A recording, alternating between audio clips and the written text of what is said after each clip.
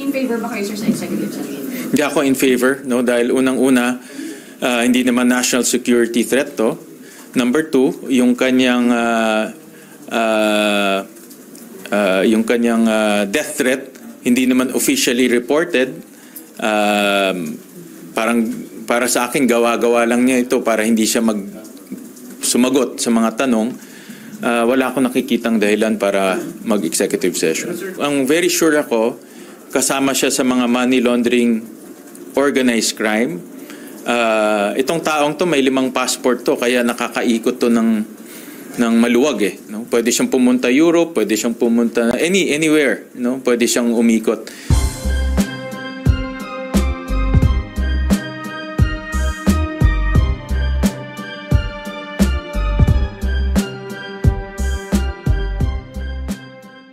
Pogo sa bansa natin.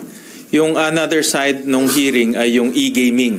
No? Kasi mayroong e-gaming ngayon sa bansa natin na ang kliyente niya naman ay mga local, domestic. No? So ito naman yung pinag-aaralan namin dahil may mga proposals na i-ban rin yun at may mga proposals na pagbawalan rin. Pero tinignan namin yung kita natin na kukuha doon, lumalaki siya. No? Sa PAGCOR alone is 22 billion. Sa BIR is almost 12 billion na. 3 years ago, wala pang hindi ganun kalaki. No? Sa PAGCOR was only 6 billion. Sa BIR was 2 billion. So lumalaki yung nakukuha nating revenue galing sa tinatawag nating e-gaming. Pero nakita rin namin may kahinaan yung pagdating sa regulation. For example, napakadaling mag-open account sa mga e-gaming. No? Kahit na bigay ka ng pekeng pangalan, nakita namin sa last hearing, kahit magbigay ka ng pekeng pangalan, pwede ka mag-open ng account. Pag nagbigay ka ng pekeng pangalan, pwede ka rin magbigay ng pekeng edad. No? Pwede kang 16 years old, gawin mo 21 years old. No? At dahil pwede ka magbigay ng pekeng pangalan, pwede ka rin pumasok sa money laundering. Yung kita mo sa drugs, kunwari isigwal mo, pag nanalo ka, pwede mo makuha yung pinanalunan mo ng malinis na yung pera. No, so nakita namin may mga regulatory weaknesses dito sa e-gaming. Sinabi ng ating mga kapulisan, minimally nakukuha nilang reports tungkol sa crime sa e-gaming. So tinitignan rin namin yan. Pero the mere fact na may weakness sa regulatory, baka maging mas malala to sa mga susunod na panahon. Sir, paano dun sa mga economic zones? Kasi parang may concern sila na yung nasa loob ng economic zone. Actually, meron ngayong, dahil nga na-ban din Pogo, meron isang aspeto na hindi natin masyadong klaro. Ito yung special class BPO. Itong mga special class BPO, parang BPO siya, pero ang kliyente niya mga gaming companies outside the Philippines. No? So may mga, for example, may mga graphic design, customer service, marketing. So ito yung mga service na binibigay nila o pinaprovide nila dito sa mga gaming companies outside of the Philippines. Hindi sila kumukuha ng taya. No? Dahil service provider lang sila. So ito naman yung isang bagay na dapat klaruhin sa pagbaban ng Pogo. Dahil itong mga service provider, nagsa-service rin ng mga Pogo. So may kliyente sila sa abroad, may kliyente sila dito ng mga Pogo. So kina-clarify ngayon kung kasama sila sa pagbaban dahil hindi naman sila kumukuha ng taya. Sir, anong ibig sabihin ibig nyo lang po sabihin doon sa seems like meron ng kapalit ang Pogo. Kahit wala ng Pogo, pinalitan naman ng image. Dahil yung kita niya, lumalaki yung kita ng e-gaming eh. So kung matatandaan natin ang nakuha ng PAGCOR sa Pogo is about 6 billion. Ang nakuha ng BIR, it's about 8 billion. So that's more or less nasa around 14 to 15 billion. Pero ang e-gaming naman, ang laki ng pagpasok ng pera sa PAGCOR, mga 22 billion. Sa BIR, mga 12 billion. So ang punto ko lang naman, kahit mawala yung Pogo, no? Dahil mawawala ang kita ng PAGCOR at ng BIR, yung e-gaming naman lumalaki siya. No? At nakita ko in the last 3 years, ang laki ng linaki niya, almost more than 100%. So, in other words, napalitan ng e-gaming yung kita ng Pogo. Pero not necessarily, sir, na ano po ibig niyo sabihin dun sa mas lalala pa yung sitwasyon dun sa e-gaming possible in the future given na sa ngayon may mga crimes na Kung mahina kasi ang regulation, no, for example, pinakita ko ito during the last hearing, napakadali magbukas ng account. No? Kung hindi nila minomonitor, let's say, mga minor nagbubukas ng account, kasi pwede ka magbigay ng fake name eh. Pwede ka rin, pag nagbigay ka ng fake name, pwede ka rin magbigay ng fake age. So, kung mga bata, ma-addict dito sa e-gaming at hindi nila babantayin to, lalala at lalala to. No? Kung matatandaan natin, yung e-sabong walang edad eh. Anytime, anywhere, anyhow, pwede kang magbukas ng account sa e-sabong. Ako, nakita ko, mga bata mismo naglalaro ng e-sabong during the pandemic time. At maraming na-addict sa e-sabong dahil napakabilis magbukas ng account. Ang problema dito, kung yung mga, let's say, enforcement agencies natin, mga police, no, magkaroon ng maraming utang dahil nga sa pagsusugal, malaking problema tayo dyan. Yung mga bata, kung sila ay malulong o ma-addict sa mga e-gaming, magkakaroon tayo ng malaking problema sa lipunan natin, sa society natin. So ang punto ko, kung mahina ang regulation, ang problema pwedeng lumala at lumala yan. Kaya habang maaga pa lang ngayon, dapat yung regulation ay pagtibayin na, no? Higpitan na mabuti at siguraduhin na sumusunod itong mga e-gaming companies. Sir, what specific measures would you craft to avoid the creation of another Pogo by its name? Oo. Kasi yung IGL kasi, di ba, it caters to majority of Chinese. Yes. Ang simple definition ng Pogo, kumukuha siya ng taya galing sa labas, no? At rinibrand nila ito into IGL, pero parehong-pareho lang yan, whether Pogo or IGL, parehong-pareho lang siya. So yung batas na ika-craft namin, bawal na ang mga korporasyon na kumuha ng taya galing sa labas. Hence yan ang Pogo. So pagbabawalan na natin yan. And pagbabawalan na rin natin yung taxation related to that. No? Kasi magkadugtong siya eh. So pagbabawalan na rin natin siya. Sir, dun sa yung ipapasang batas, kasama po yung mga nasa SESA? Nasa SESA, from what we understand kanina, puro service provider siya. So ibig sabihin, nagpro-provide siya ng service sa mga kumpanya outside of the Philippines. Pero hindi siya kumukuha ng taya. In fact, sabi kanina ng SESA na hindi nila pinapayagan kumuha ng taya dahil yung data palabas lang, hindi pa loob. So, ibig sabihin, walang capability na magtaya sa labas papuntang sa loob. So, yun yung gusto rin natin mangyari sa mga service provider na kung ipagpapatuloy natin yung service providers, walang taya. Pure service lang ang dapat ibigay nila sa mga customers nila. So kung ganun exempted sila? Hindi pa, pinag-aaralan pa namin ngayon kung i-exempt yung tinatawag nating service provider or special class BPO. Yun yung bagay na pinag-aaralan ngayon ng Committee on Games naman. At kasama ako dun sa mga pag-aaral dito. So magbibigay kami ng recommendation kung itong special class BPO service provider pwedeng ipagpatuloy dito dahil hindi naman kumukuha ng taya. Sir, hindi ba pwedeng iban na rin kasama sa prohibition yung existence ng IGL kasi it's Pogo but another name? Kasama yan. So it's specific. Yes, ilalagay namin Pogo and or other iterations or other brand, isasama namin yan. In IGL, actually, wala sa batas yan eh. Ano lang yan eh. Parang rinibrand lang ng PAGCOR. Ang specific sa Pogo taxation law is Philippine Offshore Gaming Operations. Sir, paano maiiwasan, kunyari, yung mga Pogo, parang mag-disguise lang sila as yung parang service provider? Oo, yun ang kanina tinatanong ko. At yun rin naman ang agam-agam o concern ng ating ibang enforcement agencies na baka lumipat sila sa service provider o sa e-gaming. Ang nakita namin sa regulation ng PAGCOR na para maging service provider ka, dapat 95% ng empleyado mo Pinoy. No? So kung 95% empleyado mo ay Pinoy, ang customer mo obviously mga locals, no? Dahil hindi ka naman marunong magsalita ng ibang lengguwahe. So yun yung isang mechanism para hindi sila makalipat. At pag in-inspect sila, makikita mo Pinoy lahat, then qualified ka. Ngayon kasi walang ratio eh. No? Kaya yung ibang mga service provider at yung ibang mga POGO, 100% foreigners eh. Nung kasagsagan ng mga POGO. So ngayon, one of the safeguards na ginagawa ng PAGCOR, dapat 95% ay Filipino. Sir, mag-alis go lang ako. Sir, si Senator Ping Lacson, nireveal kahapon na parang meron siyang kaibigan daw na inoferan allegedly ni Alice Go ng 1 billion pesos. I-invite niyo rin po ba si Senator Ping para ma-shed light or yung friend niya na Filipino-Chinese yata?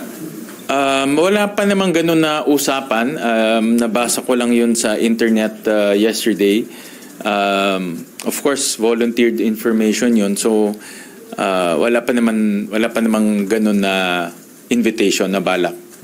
Pero sir, kung totoo, ibig sabihin gano'n palaki talaga pera meron sila Alice Go. Nakakagulat, no? 1 billion pwede niyang i-offer. So, makikita natin na ganong kalaki ang perang gumugulong sa POGO.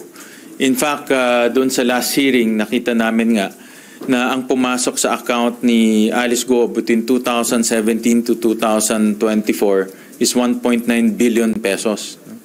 At tinignan namin yung kanyang tax returns, tinignan namin yung kanilang mga family corporations.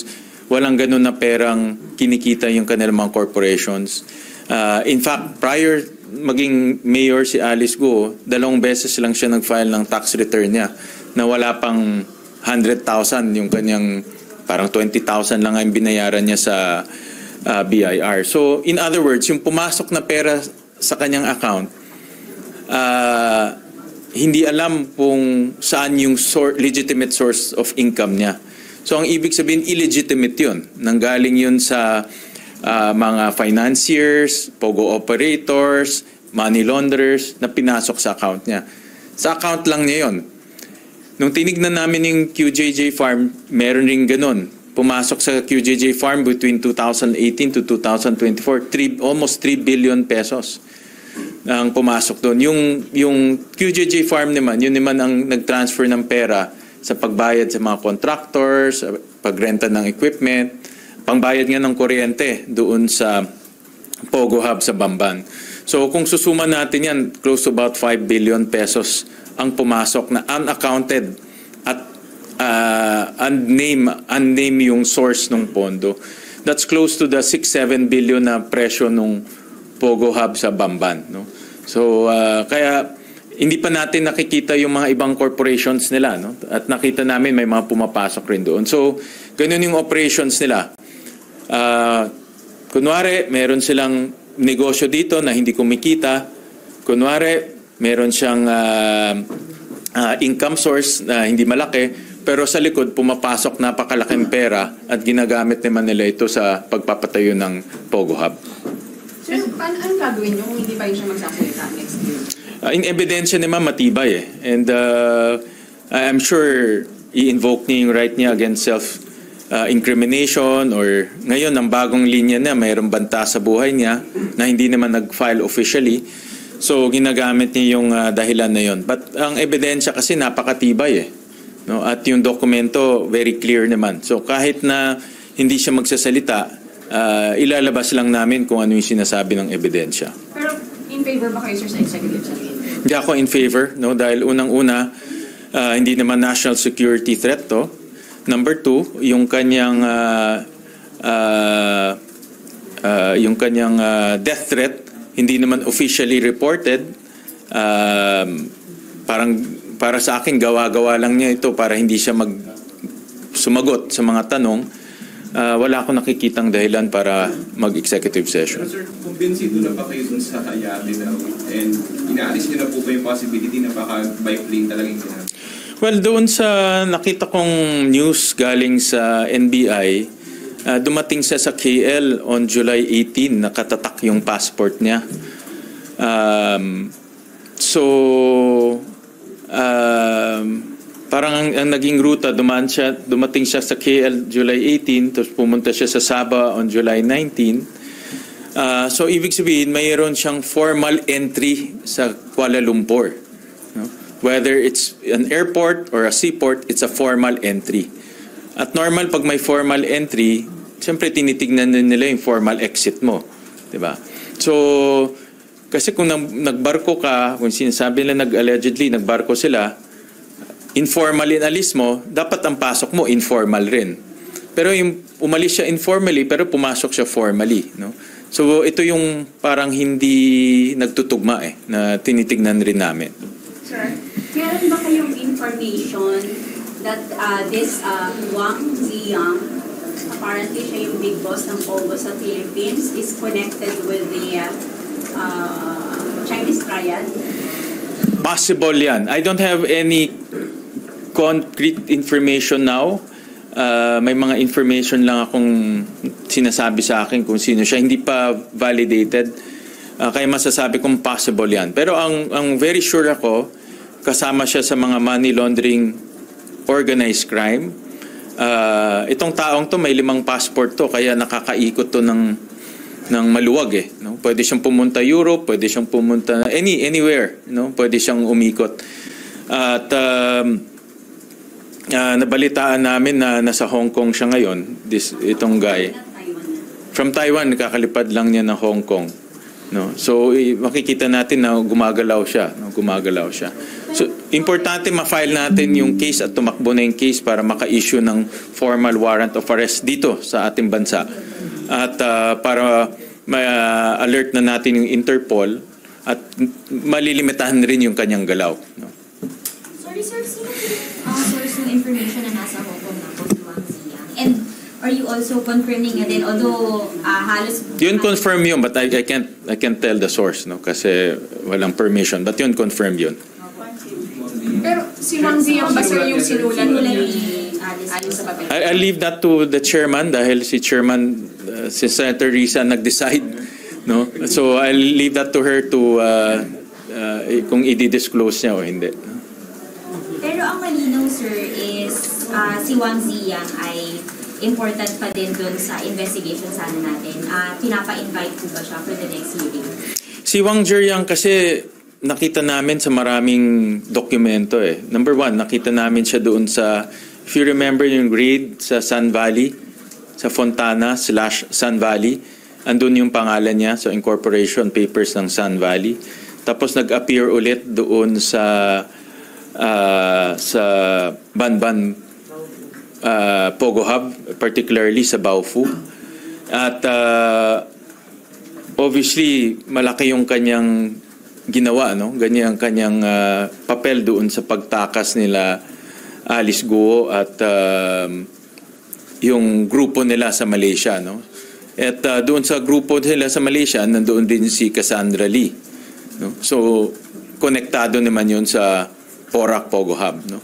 So parang based doon sa mga nakikita namin dokumento, involved siya sa Sun Valley in Clark, involved siya sa Banban in Tarlac, at involved rin siya sa Porac in Pampanga. Sir, ano yung boss ng lahat ng Pogo bosses? Yung may pinakabigat na kasong kakarapin, sir?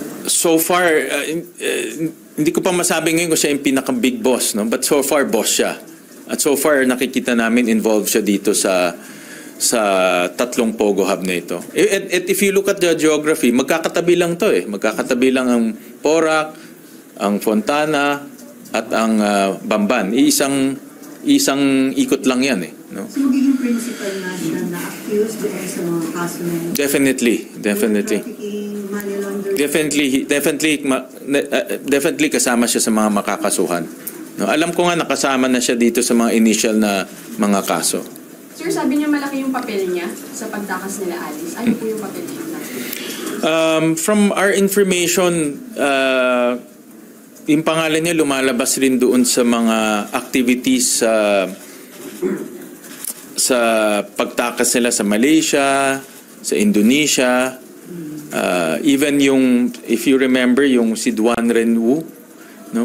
Kasi yung pangalan din niya nandoon rin sa pagtaka sa Malaysia, sa Indonesia.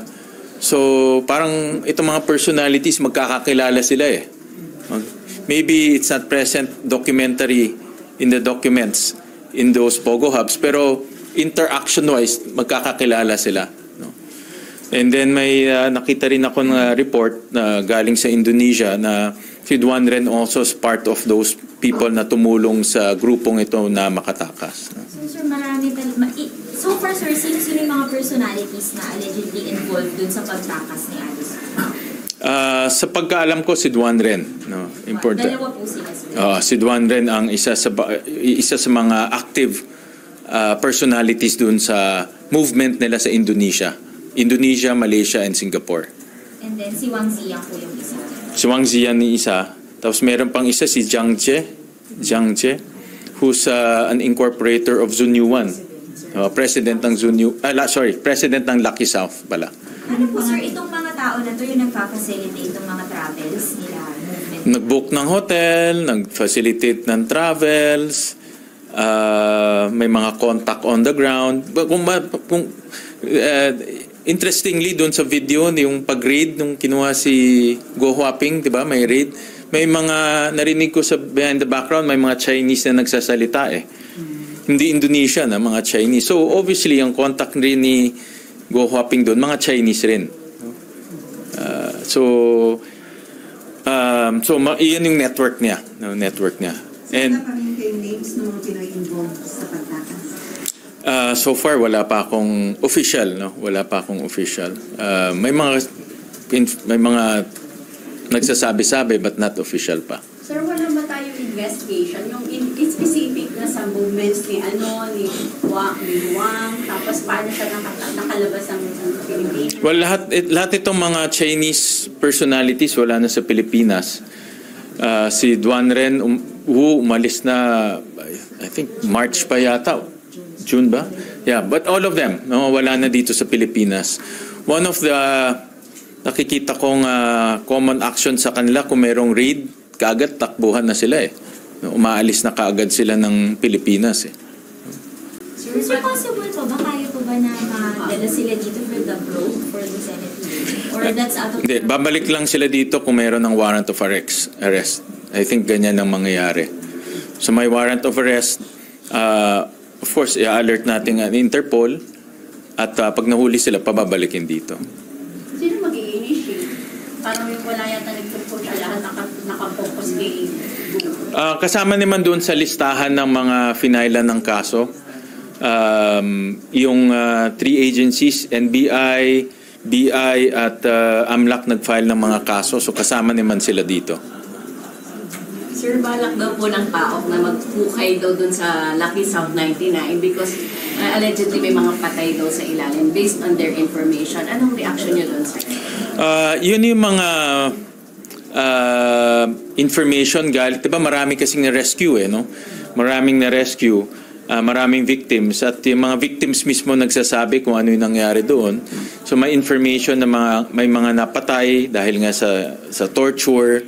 At yung iba ay binaon doon, iba nga ay allegedly may crematorium. So that's possible na mayroong ganyan na pangyayari dahil nga at one time yung Porac Pogo Hub talagang grabe, no? Nakita naman natin yung torture na nangyari doon sa pictures. And hallmark yan ng mga Pogo Hubs, no, na nagto-torture. So possible na merong namatay doon at kasi kinuha nila yung passport eh. So parang walang personalities tong mga tao eh. Hindi natin alam kung sino. Pag tapatay ka, babaong ka na lang nila, tapon yung passport, wala na. Missing ka na kaagad. Sir, regarding Cassandra Leon po, ano po yung reaction nito sa pag-file ng petition for certiorari and prohibition to recognize civil rights underneath May limitation naman yan, ano? Kailangan i-justify niya rin, dapat i-justify niya kung ano yung dahilan para hindi siya magsasalita. Kasi you can only do that kung mayroong incriminating testament related to your case. Kung itatanong naman, hindi naman related to your case, pwede naman yun. So hindi blanket right yan It's only related to the case filed against you.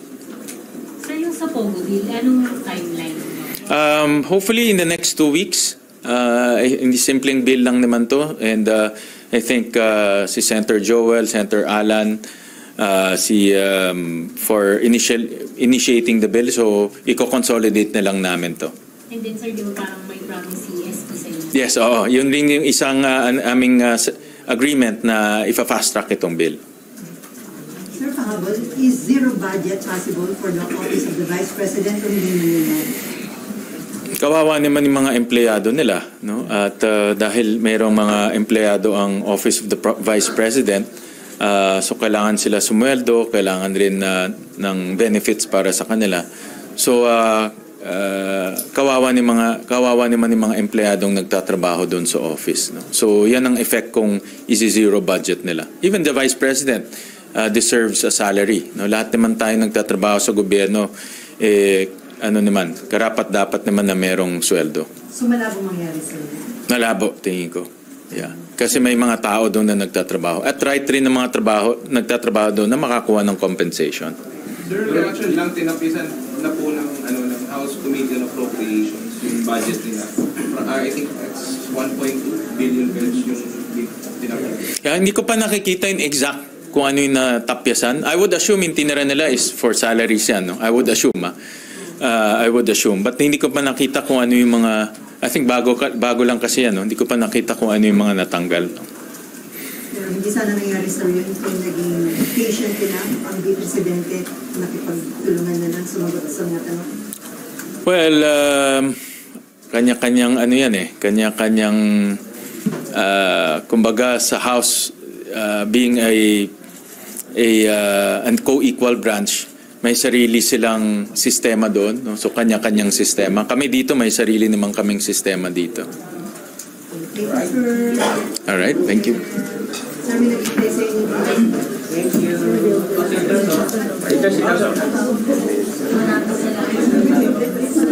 Basta